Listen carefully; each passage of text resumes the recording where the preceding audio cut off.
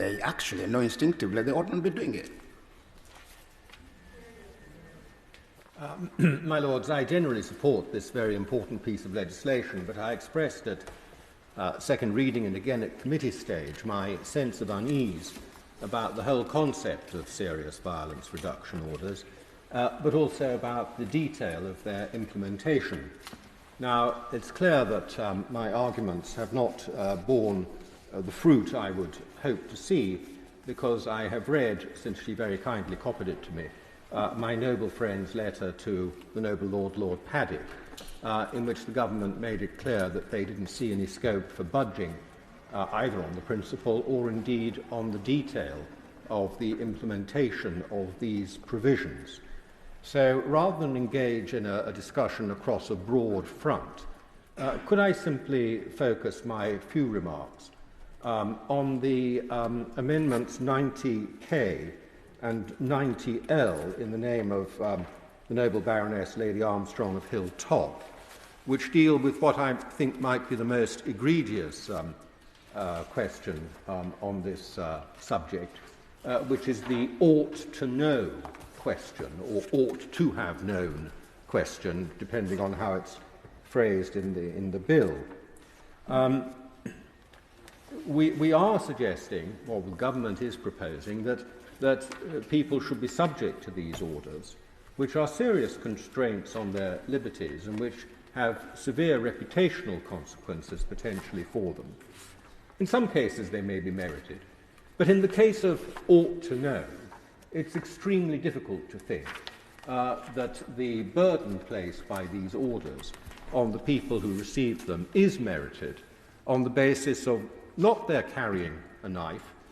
not even that they know a knife is being carried, but that they ought to have known a knife was being carried. And there are three essential problems. The first is meaning. The noble and most Reverend Lord Centenary, who spoke just now,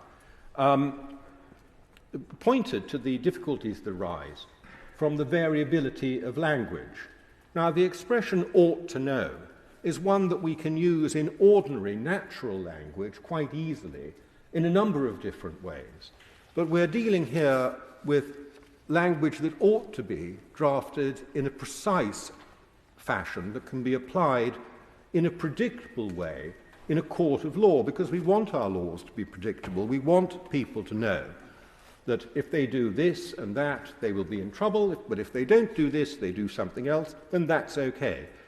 So the question of meaning is the first thing. I really don't know in any legal sense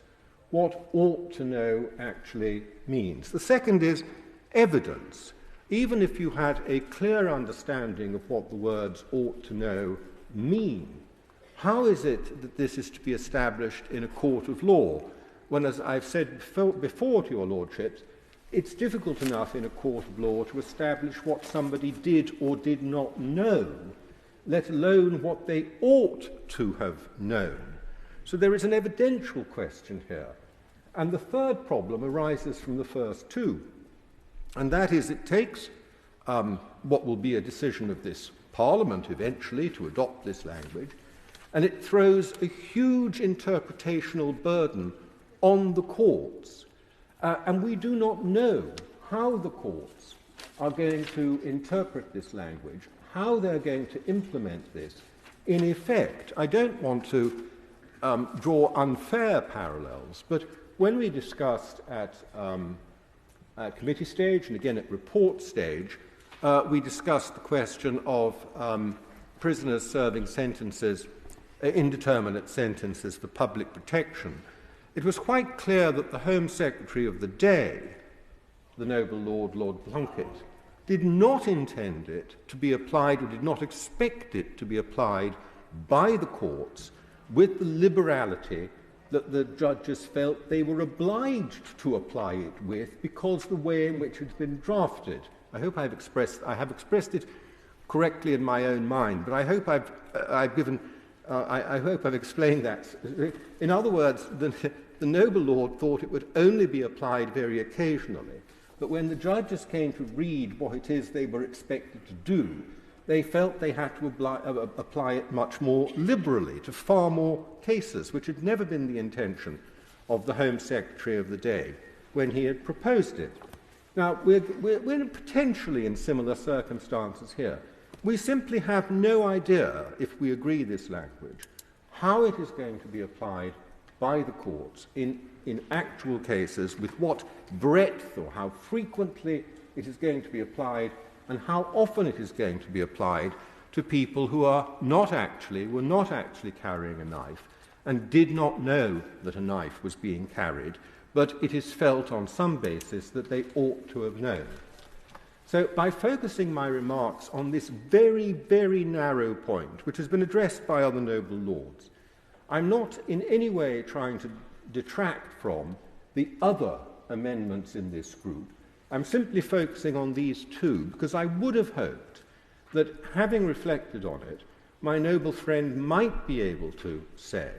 that at third reading she'd be willing to come forward with something which rethought this approach, or at the very least, if it didn't rethink it, would say that she was going to add words or guidance or some other supplement to the bill, which would make the circumstances in which this applied very, very specific, and in such a fashion that we had that level of certainty, that we did not impose this burden on the courts, certainty in law, but also certainty in our own minds, as to how frequently and how commonly this penalty would be applied in the event of ought-to-know cases.